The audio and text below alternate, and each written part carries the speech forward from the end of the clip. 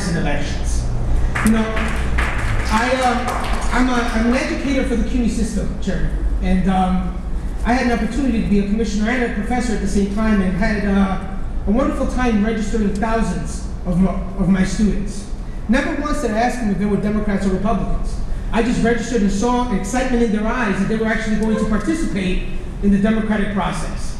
And as I look around the room, I know that President Obama has a ton of supporters here tonight. And when I go to my classrooms, everyone had the Obama t-shirt or President Obama hats.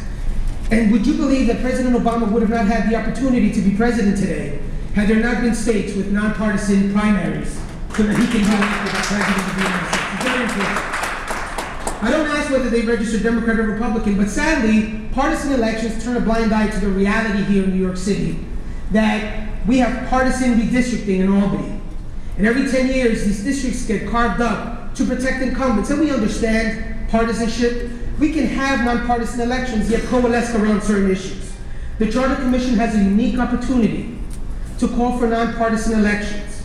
We had, in 2008, guys, 2.6 million voters took the opportunity to practice their democratic right and to vote in the presidential elections. The following year, the number dropped dramatically, with almost close to 1 million.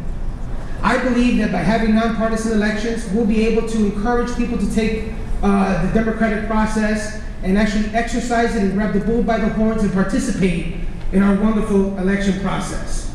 Partisan elections for municipal offices, by their very nature, discriminate against people. 1.4 million people, as a matter of fact, that decide not to register as Democrats or Republicans. And I say that as a proud Republican.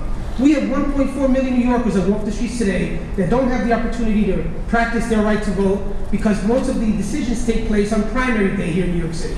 I beg you to open your eyes and realize that partisanship in Albany creates partisan districts, and these districts are designed to protect incumbents without giving very little opportunity to minor parties.